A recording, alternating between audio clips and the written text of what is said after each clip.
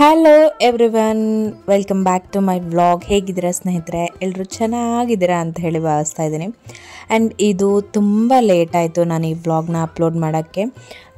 ಸ್ವಲ್ಪ ನನಗೆ break ಬೇಕನ್ನಿಸ್ತಿತ್ತು. So ಹಾಗಾಗಿ ನಾನು ವಿಡಿಯೋ ಎಡಿಟಿಂಗ್ ಶೂಟ್ ಏನು ಮಾಡೋಕ್ಕೆ ಹೋಗ್ತಾ ಇರಲಿಲ್ಲ.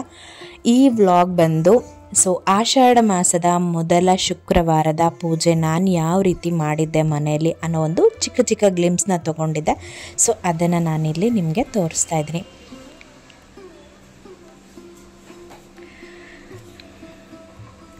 Hello everyone, welcome back to again.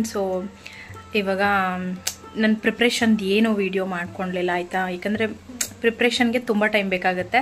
So ನನಗೆ ಆ ಕಡೆನೂ ಗಮನ ಕೊಟ್ಟು ಈ ಕಡೆ ಕ್ಯಾಮ್ರಾನು ನೋಡಿಕೊಂಡು ಮಾಡೋಕ್ಕಾಗಲಿಲ್ಲ. ಮತ್ತು ಇಷ್ಟ ಬೇರೆ ಸ್ಕೂಲ್ಗೆ ಹೋಗೋದಲ್ವಾ, ಸೊ ಅವಳಿಗೂ ಹರಿಬರಿ ಇತ್ತು. ಸೊ ಹಾಗಾಗಿ ನಾನು ಪ್ರಿಪ್ರೇಷನ್ದು ಏನು ಬ್ಲಾಗ್ ಮಾಡಿಲ್ಲ. ಬಟ್ ಪೂಜೆ ಹೆಂಗೆ ಮಾಡಿದ್ದೀನಿ ಅನ್ನೋದನ್ನ ಕ್ಲಿಪ್ಪಿಂಗ್ಸ್ನ ಆ್ಯಡ್ ಆನ್ ಮಾಡ್ತೀನಿ, ಕೊನೆಯಲ್ಲಿ ನೋಡಿ ಆಯಿತಾ. ಸೊ ಇವಾಗ ಶುಕ್ರವಾರ ಅಲ್ವಾ, ನಾವು ಪೂಜೆ ಎಲ್ಲ ಮುಗೀತು. ಸೊ ಪೂಜೆ ಎಲ್ಲ ನೋಡಿ ಕಾಣಿಸ್ತಿದೆ. ಸೊ ಪೂಜೆ ಎಲ್ಲ ಆಯಿತು, ಚೆನ್ನಾಗಾಯಿತು. ತುಂಬ ಶಾಂತಿಯಿಂದ ಸಮಾಧಾನದಿಂದ ನಾನು ಕೂತ್ಕೊಂಡು ಪೂಜೆ ಮಾಡಿದೆ. ಬೆಳಿಗ್ಗೆ ಬೇಗನೆ ಎದ್ದಿದ್ದೆ, 3 ಗಂಟೆಗೆಲ್ಲ ಎದ್ಬಿಟ್ಟಿದ್ದೆ. ಸೊ ಇವಾಗ ಏನಪ್ಪ ಅಂತ ಹೇಳಿದ್ರೆ, ನನ್ನ ಫ್ರೆಂಡ್ ಒಬ್ಬರು ಬರ್ತಾರೆ, ಅಶ್ವಿನಿ ಅಂತ. ಸೊ ಅವರು ಕೂಡ ಯೂಟ್ಯೂಬ್ ಚಾನಲ್ ಇದೆ ಅವ್ರದ್ದು ಕೂಡ, ಅವರು ಕೂಡ ಬ್ಲಾಗರೇ ಕೂಡ. ಸೊ ಅವ್ರು ಬರ್ತಾಯಿದ್ದಾರೆ ಇವತ್ತು ನಮ್ಮ ಮನೆಗೆ, ಫಸ್ಟ್ ಟೈಮ್ ಬರ್ತಿದ್ದಾರೆ. ಆಮೇಲೆ ನಾವಿಬ್ಬರು ಆಲ್ಮೋಸ್ಟ್ ಪರಿಚಯ ಆಗಿ 1.5 year ಆಯಿತು. ಬಟ್ ನಾವು ಇಲ್ಲಿವರೆಗೂ ಒಂದು ಸರಿ ಕೂಡ ಮೀಟ್ ಮಾಡಿರಲಿಲ್ಲ. ಎಷ್ಟು ಹತ್ತಿರ ಇದ್ದೀವಿ ಅಂದರೆ ಡೈಲಿ ನಾನು ಅವರು ಇಬ್ಬರು ಕೂಡ ಮೀಟ್ ಮಾಡ್ಬೋದು, ಅಷ್ಟು ಹತ್ತಿರದಲ್ಲಿದ್ದೀವಿ. ಬಟ್ ನಾವಿಬ್ಬರು ಅದು ಟೈಮ್ ಕೂಡಿ ಬಂದಿರಲಿಲ್ಲ. ಸೊ ಅವರು ನಮ್ಮ ಮನೆ ಹತ್ರ ಓಡಾಡಿದ್ರು ಮೀಟ್ ಮಾಡೋಕ್ಕಾಗಿರಲಿಲ್ಲ. ನಾನು ಅವ್ರ ಮನೆ ಹತ್ರ ಹೋಗ್ತಾ ಇದ್ರು ನಮಗೆ ಮೀಟ್ ಮಾಡೋಕ್ಕೆ ಆಗ್ತಾ ಇರಲಿಲ್ಲ. ಸೊ ಇವಾಗ ಫೈನಲಿ ಇಬ್ಬರು ಮೀಟ್ ಆಗೋಣ. ಸೊ ದೇವಸ್ಥಾನಕ್ಕೆ ಹೋಗಿ ಬರೋಣ, ದುರ್ಗಾ ಪರಮೇಶ್ವರಿ ಟೆಂಪಲ್ಗೆ ಹೋಗಿ ಬರೋಣ ಅಂಥೇಳಿ ರೆಡಿಯಾಗಿದ್ದೀವಿ. ಸೊ ಅವರು ಪಿಕ್ ಮಾಡ್ತೀನಿ ಅಂತ ಹೇಳಿದ್ದಾರೆ, ಅವರೇ ಗಾಡಿ ತೊಗೊಂಬರ್ತಾರೆ. ಸೊ ಹೊರಡಬೇಕು, ನೋಡೋಣ. ಅವರು ಫಸ್ಟ್ ಟೈಮ್ ನಮ್ಮ ಮನೆಗೆ ಬರ್ತಿರೋದು, ನೋಡೋಣ ಹೆಂಗಿರುತ್ತೆ ಅಂಥೇಳಿ. ನಾನು ಕೂಡ ತುಂಬ ಎಕ್ಸೈಟೆಡ್ ಆಗಿದ್ದೀನಿ.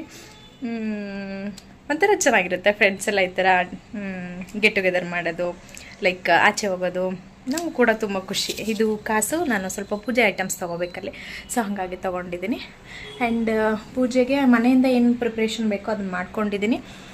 ಸೊ ನಾನು ರೆಡಿಯಾಗಿದ್ದೀನಿ. ಇದು ಹೊಸ ಡ್ರೆಸ್ಸು, ಇವತ್ತೇ ಫಸ್ಟ್ ಟೈಮ್ ಹಾಕ್ಕೊಂಡಿರೋದು. ನನ್ನ ಹಸ್ಬೆಂಡ್ ಮೊನ್ನೆ ಆ್ಯನಿವರ್ಸರಿಗೆ, ವೆಡ್ಡಿಂಗ್ ಆ್ಯನಿವರ್ಸರಿಗೆ ಕೊಡಿಸಿದ್ರಲ್ಲ, ಸೊ ಆ ಡ್ರೆಸ್ ಇದು. ಸೊ ಇಯರಿಂಗ್ಸ್ ಕೂಡ ಅಷ್ಟೇ ಮ್ಯಾಚಿಂಗ್ ಹಾಕ್ಕೊಂಡಿದ್ದೀನಿ. ಸೊ ನೋಡೋಣ ಏನಾಗುತ್ತೆ. ಓಕೆ,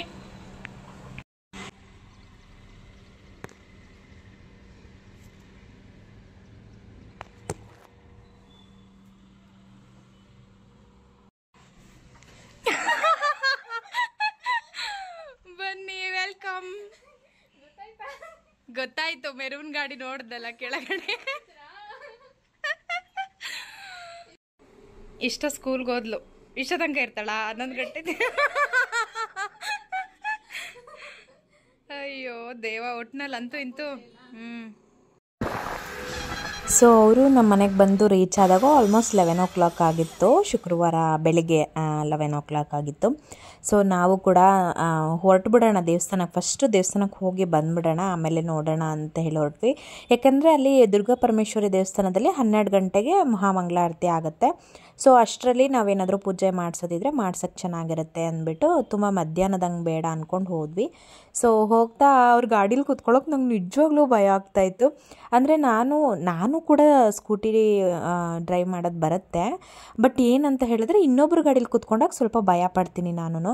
ಅದು ಎಸ್ಪೆಷಲಿ ಬೆಂಗಳೂರಲ್ಲಿ ಏನಪ್ಪ ಅಂತ ಹೇಳಿದ್ರೆ, ನನ್ನ ಹಸ್ಬೆಂಡ್ ಗಾಡಿ ಬಿಟ್ಟರೆ ಇನ್ಯಾರ ಗಾಡೀಲೂ ನಾನು ಓಡಾಡಿಲ್ಲ. ಇವನ್ ನಾವು ಎಲ್ಲೇ ಹೋಗಿ ಬಂದ್ರೂ ಕೂಡ ನಾನು ಮತ್ತು ನನ್ನ ಹಸ್ಬೆಂಡ್ ಇಬ್ಬರು ಜೊತೆಗೆ ಹೋಗ್ತೀವಿ, ಜೊತೆಗೆ ಬರ್ತೀವಿ. ಯಾವುದೇ ಒಂದು ಕೆಲಸಕ್ಕಾದ್ರೂ ಅಷ್ಟೇ, ಏನೇ ತೊಗೊಳೋದಾಗಲಿ, ಎಲ್ಲ ನಾವು ಹೋಗೋದಾಗಲಿ, ಒಂದು ಟೆಂಪಲ್ಗಾಗಲಿ, ಒಂದು ಪಾರ್ಲರ್ಗಾಗಲಿ, ಎಲ್ಲ ಕಡೆನೂ ಜೊತೆಗೆ ಹೋಗಿ ಜೊತೆಗೆ ಬರ್ತೀವಿ. ಸೊ ಹಾಗಾಗಿ ನನಗೆ ಬೇರೆಯವ್ರ ಗಾಡೀಲಿ ಹತ್ತಿ ಅಭ್ಯಾಸನೇ ಇಲ್ಲ, ಸ್ವಲ್ಪ ಭಯ ಬೀಳ್ತಾ ಇದೆ. ಸೊ ಅವರು ನನಗೆ ತಮಾಷೆ ಮಾಡ್ಕೊಂಡು ಹೋಗ್ತಾಯಿದ್ರು, ನಾನು ಸೇಫಾಗಿ ಕರ್ಕೊಂಡು ಬರ್ತೀನಿ, ಭಯ ಬೇಡಬೇಡಿ, ಆರಾಮಾಗಿ ಕೂತ್ಕೊಳ್ಳಿ ಅಂತೇಳಿ. ನನ್ನ ಹಸ್ಬೆಂಡ್ ಬೈಕೊಂಡ್ಬಿಡ್ತಾರೆ, ಆಮೇಲೆ ಏನಾದರೂ ಹೆಚ್ಚು ಕಡಿಮೆ ಮಾಡಿಬಿಟ್ರೆ ಐ ಮೀನ್ ಬಿದ್ದು ಏನಾದರೂ ಪೆಟ್ ಮಾಡಿಕೊಂಡ್ರೆ ಅಂತ ಹೇಳಿ ಅವರು ಅಯ್ಯೋ ನಮ್ಮ ಯಜಮಾನ್ರನ್ನೇ ನಾನು ಕೂರಿಸ್ಕೊಂಡು ಗಾಡಿ ಹೊಡಿತೀನಿ ಬನ್ನಿ ಪರವಾಗಿಲ್ಲ ಏನೂ ಭಯ ಬೀಳಬೇಡಿ ಅಂತೆಲ್ಲ ಹೇಳಿ ಕರ್ಕೊಂಡು ಹೋದರು. ಸೇಫಾಗಿ ಕರ್ಕೊಂಡು ಹೋದರು. ಸೊ ಸೇಫಾಗೆಲ್ಲ ಕರ್ಕೊಂಡು ಹೋಗಾದ್ಮೇಲೆ ನಾವು ದೇವಸ್ಥಾನನೂ ಕೂಡ ರೀಚ್ ಆದ್ವಿ. ರೀಚ್ ಆದಾಗ ತುಂಬ ರಶ್ ಇತ್ತು, ಸಿಕ್ಕಾಪಟ್ಟೆ ರಶ್ ಇರುತ್ತೆ. ಆ ಟೆಂಪಲು ತುಂಬ ಚಿಕ್ಕ ದೇವಸ್ಥಾನ, ನಮ್ಮ ಮನೆಗೆ ತುಂಬ ಹತ್ತಿರ ಇದೆ, ಬಟ್ ತುಂಬ ರಶ್ ಇರುತ್ತೆ. ಸೊ ನಾನು ಕೂಡ ಬೆಲ್ದಾರತಿ ಮಾಡೋಣ, ಇವಾಗ ಆಷಾಢ ಮಾಸ ಅಲ್ವಾ, ಸೊ ನಾನು ಒಂದು 5 ವಾರ ಮಾಡೋಣ ಅಂತ ಹೇಳಿ ಇಷ್ಟನ್ನು ಕನ್ಸೀವ್ ಆಗೋಕ್ಕಿಂತ ಮುಂಚೆ ಒಂದು ಅಂದ್ಕೊಂಡಿದ್ದೆ, ಮನಸ್ಸಲ್ಲಿ ಅಂದ್ಕೊಂಡಿದ್ದೆ. ಸೊ ಹಾಗಾಗಿ ಇದನ್ನು ಮಾಡಿಬಿಡೋಣ, ಇವಾಗ ಒಂದು 5 ವೀಕ್ಸ್ ಮಾಡಿಬಿಡೋಣ, ಆಷಾಢ ಮಾಸ ಚೆನ್ನಾಗಿದೆ ಅಂತ ಹೇಳಿಬಿಟ್ಟು ನಾನು ಬೆಲ್ದಾರತಿ ಮಾಡೋಕ್ಕೆ ಏನೇನು ಬೇಕು ಐಟಮ್ಸ್ಗಳೆಲ್ಲ ತೊಗೊಂಡು ಹೋಗಿದ್ದೆ. ಸೊ ಅದೆಲ್ಲ ಪ್ರಿಪ್ರೇಷನ್ ಎಲ್ಲ ಮಾಡ್ಕೊಳ್ಳೋಕ್ಕೆ ಅಲ್ಲಿ ಟೈಮ್ ಹಿಡಿಯುತ್ತೆ, ಒಂದು ಅರ್ಧ ಗಂಟೆ ಆಗುತ್ತೆ. ಎಲ್ಲ ಪ್ರಿಪ್ರೇಷನ್ ಮನೇಲೇ ಮಾಡ್ಕೊಂಡು ಹೋದರೆ ಏನು ಅನಿಸಲ್ಲ, ಬಟ್ ಅಲ್ಲಿ ಹೋಗಿ ಎಲ್ಲ ರೆಡಿ ಮಾಡ್ಕೊಬೇಕಲ್ಲ. ಸೊ ಹಾಗಾಗಿ ಅಲ್ಲಿ ತುಂಬ ಜನ ನಿಂಬೆಹಣ್ಣಿನ ದೀಪ ಹಚ್ತಾ ಇರ್ತಾರೆ. ನಾನು ತುಂಬ ಅಬ್ಸರ್ವ್ ಮಾಡಿದ್ದೀನಿ, ಬಟ್ ನನಗೆ ಗೊತ್ತಿರೋ ಹಾಗೆ ಬನಶಂಕರಿ ದೇವಿಗೆ ಮಾತ್ರ ನಿಂಬೆಹಣ್ಣಿನ ದೀಪ ಹಚ್ಚಬೇಕು. ಅದನ್ನು ಬಿಟ್ಟು ಬೇರೆ ಇನ್ಯಾವುದೇ ದೇವರಿಗೂ ಕೂಡ ನಾವು ನಿಂಬೆಹಣ್ಣಿನ ದೀಪ ಹಚ್ಚಬಾರ್ದು. ಬನಶಂಕರಿ ತಾಯಿಗೆ ಮಾತ್ರ ನಿಂಬೆಹಣ್ಣಿನ ದೀಪ ಹಚ್ಚಬೇಕು. ಮಾಮೂಲಿ ಬೆಲ್ದಾರತಿ ಎಲ್ಲ ಆದರೆ ಎಲ್ಲ ದೇವ್ರಿಗೂ ನಡೆಯುತ್ತೆ.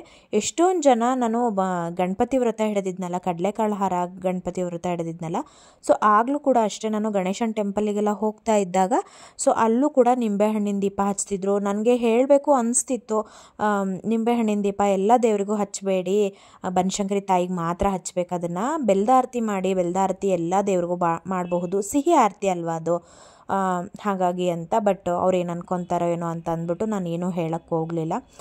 ಸೊ ಒಳ್ಳೆ ರೀತಿಯಲ್ಲೂ ರಿಸೀವ್ ಮಾಡ್ಕೊಡೋರು ಇರ್ತಾರೆ, ಸುಮ್ಮನೆ ವಾದ ಮಾಡೋರು ಇರ್ತಾರೆ, ಯಾಕೆ ನಮಗೆ ಅಂತ ಅಂದ್ಬಿಟ್ಟು ಅದೇ ವಿಚಾರನ ಡಿಸ್ಕಸ್ ಮಾಡಿಕೊಂಡು ನಾವಿಬ್ಬರು ಮಾತಾಡಿಕೊಂಡು ನಾವು ಪೂಜೆಗೆ ಏನೇನು ಬೇಕೋ ಎಲ್ಲ ರೆಡಿ ಮಾಡ್ಕೋತಾ ಇದ್ವಿ. ಅವರು ಈ ಕ್ಲಿಪ್ಪಿಂಗ್ಸ್ ಎಲ್ಲ ನನಗೆ ಅಶು ಅವರೇ ತೆಕ್ಕೊಟ್ರು, ಕೊಡಿ ನಾನು ವೀಡಿಯೋ ಮಾಡಿಕೊಡ್ತೀನಿ, ನೀವೆಲ್ಲ ಪ್ರಿಪ್ರೇಷನ್ ಮಾಡ್ಕೊಳ್ಳಿ ಅಂತ ಹೇಳಿ. ಆ್ಯಂಡ್ ಬಿಲೀವ್ ಮೀ, ನನಗಂತೂ ಅವರು ಫಸ್ಟ್ ಟೈಮ್ ಮೀಟ್ ಆಗಿದ್ದು ಅಂತ ಹೇಳಿ ನಿಜವಾಗ್ಲೂ ಅನಿಸ್ಲಿಲ್ಲ. ಯಾಕೆಂದರೆ ಅಷ್ಟೊಂದು ಕನೆಕ್ಟ್ ಆಗಿದ್ದೀವಿ ನಾವು ಆಲ್ರೆಡಿ. ಫೋನಲ್ಲೂ ಆದರೂ ಅಷ್ಟೇ, ನಾವು ವೀಕ್ಲಿ 1-2-3 ಟೈಮ್ಸ್ ಆದರೂ ಮಾತಾಡಿರ್ತೀವಿ, 2 ಡೇಸ್ಗೆ ಒಂದ್ಸರಿ ಆದರೂ ಮಾತಾಡಿರ್ತೀವಿ. ಅವರು ಕಾಲ್ ಮಾಡ್ತಾರೆ, ಯಾಕೆ ವ್ಲಾಗ್ ಹಾಕಿಲ್ಲ ಇನ್ನು ಮೇಡಮ್ ಅಂತ ಕೇಳ್ತಾರೆ. ನಾನು ಅವ್ರಿಗೆ ಏನು ರೀ ಎಲ್ಲಿ ರೆಸಿಪಿ, ಯಾವುದೋ ರೆಸಿಪಿ ಬಂದಿಲ್ಲ, ಸ್ನ್ಯಾಕ್ಸ್ ರೆಸಿಪಿ ಎಲ್ಲ ಅಂತ ಹೇಳಿ ಕೇಳ್ತಾ ಇರ್ತೀನಿ. ಸೊ ಅವರು ಕೂಡ ಅಷ್ಟೇ ಒಳ್ಳೆ ಕುಕ್ಕಿಂಗ್ ವೀಡಿಯೋಸ್ನ ಹಾಕ್ತಾರೆ, ಒಳ್ಳೆ ಸ್ನ್ಯಾಕ್ಸ್ ವೀಡಿಯೋಸ್ನ ಹಾಕ್ತಾರೆ. ಮತ್ತು ನನಗೆ ಅವರು ಬೇಕಿಂಗ್ ಎಲ್ಲ ಮನೇಲೇ ಮಾಡ್ತಾರೆ, ಮಕ್ಕಳಿಗೋಸ್ಕರ ತುಂಬ ಹೆಲ್ದಿ ರೆಸಿಪೀಸ್ಗಳು ಮತ್ತು ಸ್ನ್ಯಾಕ್ಸು, ಲಂಚ್ ಬಾಕ್ಸು, ಅಂದರೆ ಐ ಮೀನ್ ಸ್ಕೂಲ್ ಪ್ಯಾಕಿಂಗ್ ಎಲ್ಲ ಮಾಡ್ತೀವಲ್ವ, ಸೊ ಅದೆಲ್ಲ ತುಂಬ ಚೆನ್ನಾಗಿ ಮಾಡ್ತಾರೆ, ನನಗೆ ಅದೆಲ್ಲ ತುಂಬ ಇಷ್ಟ. ಸೊ ಕುಕ್ ವಿತ್ ಅಶು ಅಂತ ಅವ್ರ ಚಾನಲ್ ನೇಮು. ಸೊ ನಾನಿಲ್ಲಿ ಟ್ಯಾಗ್ ಮಾಡಿರ್ತೀನಿ, ಡಿಸ್ಕ್ರಿಪ್ಷನಲ್ಲಿ ಅವ್ರ ಚಾನಲ್ನ ಟ್ಯಾಗ್ ಮಾಡಿರ್ತೀನಿ. ಸೊ ನನ್ನ ಸಬ್ಸ್ಕ್ರೈಬರ್ಸ್ ಕೂಡ ನೀವು ಹೋಗಿ ಅವ್ರ ಚಾನಲ್ಗೂ ಕೂಡ ಸಪೋರ್ಟ್ ಮಾಡಿ ಆ್ಯಂಡ್ ಸಬ್ಸ್ಕ್ರೈಬ್ ಮಾಡ್ಕೊಳ್ಳಿ.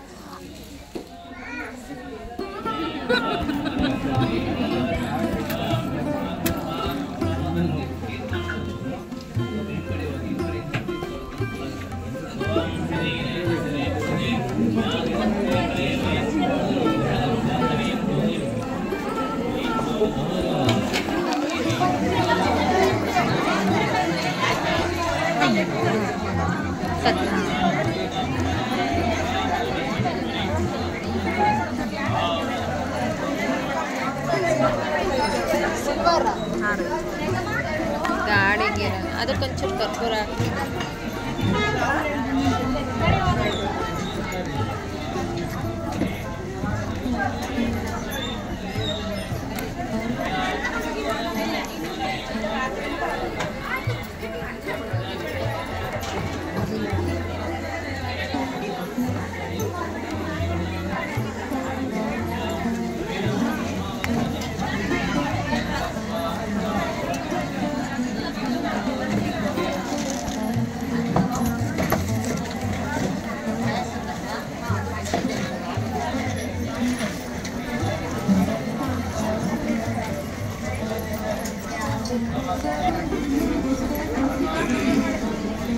ಇದು ಬ್ಯಾಗ್ ಇಟ್ಕೊಂತೀರಾ?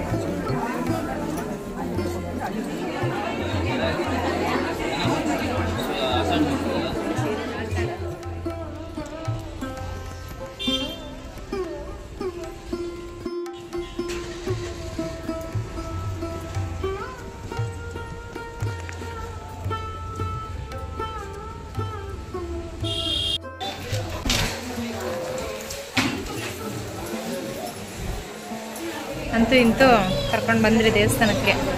ಮೀಟ್ ಮಾಡಾಯ್ತು, ಇನ್ನ ಮೀಟ್ ಮಾಡ್ತಾ ಇರೋದು.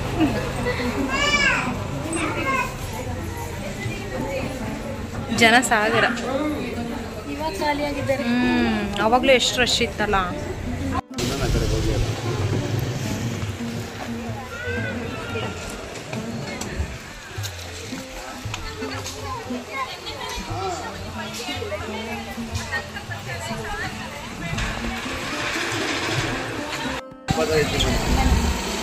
ಬರ್ಬೇಕಾ? ಜೊತೆಗೆ ಓಡಾಡಿಲ್ವಲ್ಲ. ಓ, ನೀವೇ ಫಸ್ಟ್ ನನ್ನ ಈ ಥರ ಕರ್ಕೊಂಡು ಹೋಗ್ತಾ ಇರೋದು. ಅಂದರೆ ಬೆಂಗಳೂರಲ್ಲಿ ಏನು ಎಲ್ಲಿ ಹೋದ್ರೂ ನಮ್ಮ ಮನೆಯವ್ರ ಜೊತೆಗೆ ಹೋಗೋದು, ನಮ್ಮ ಮನೆಯವ್ರ ಜೊತೆಗೆ ಬರೋದಲ್ಲ. ನಂದು ಅಪ್ಪ ಇದ್ದೀನಿ, ಪಾಪ ಬ್ಯಾಲೆನ್ಸ್ ಮಾಡ್ತಾರೋ ಇಲ್ವೋ ಗಿಲ್ಟಿತ್ತು. ಏನು ಅಪ್ಪ ಏನೋ ನಾನು ನಾರ್ಮಲ್ ಆಗೇ ಇದೆ. ನಮ್ಮ ಮನೆಯವ್ರನ್ನೇ ಕೂರಿಸ್ಕೊಂಡು ಓಡಿಸ್ತೀನಿ ನಾನು.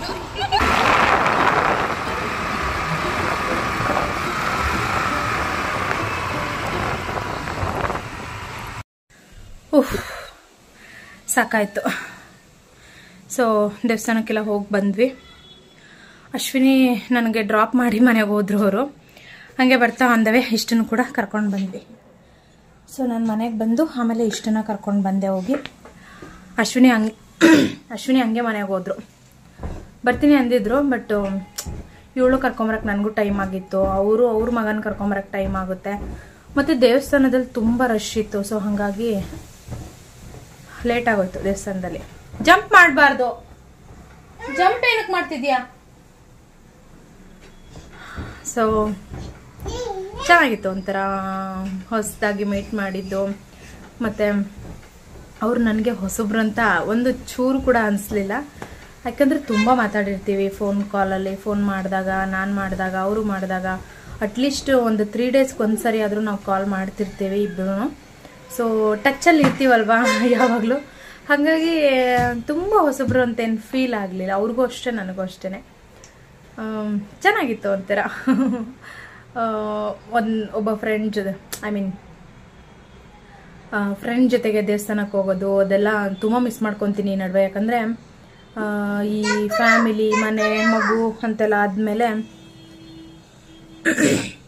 ಸೊ ಫ್ರೆಂಡ್ಸು ಅಂತೆಲ್ಲ ಓಡಾಡೋದೆಲ್ಲ ಆಲ್ಮೋಸ್ಟ್ ಕಡಿಮೆ ಆಗೋಗಿರುತ್ತಲ್ವ. ಸೊ ಫಸ್ಟ್ ಟೈಮ್ ಏನಪ್ಪ, ನಾನು ನನ್ನ ಹಸ್ಬೆಂಡ್ ಗಾಡಿ ಬಿಟ್ಟರೆ ಮತ್ತು ಬೇರೆ ಗಾಡೀಲಿ, ಅಂದರೆ ಬೇರೆ ಸ್ಕೂಟಿಯಲ್ಲಿ, ಎಸ್ಪೆಷಲಿ ಅದು ಲೇಡೀಸ್ ಗಾಡಿಯಲ್ಲಿ ಹೋಗಿರೋದು ಅಂದರೆ ಮೇ ಬಿ ಅಶ್ವಿನಿ ಅವರೇ. ಬಟ್ ಸೊ ಸೂಪರಾಗಿ ಸ್ಕೂಟಿ ಡ್ರೈವ್ ಮಾಡ್ತಾರೆ.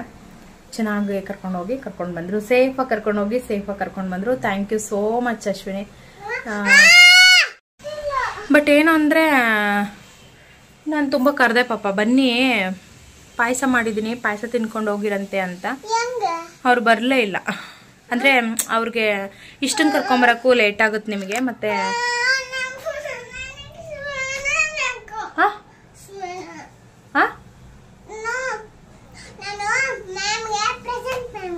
ಹೆಂಗಂದಪ್ಪ?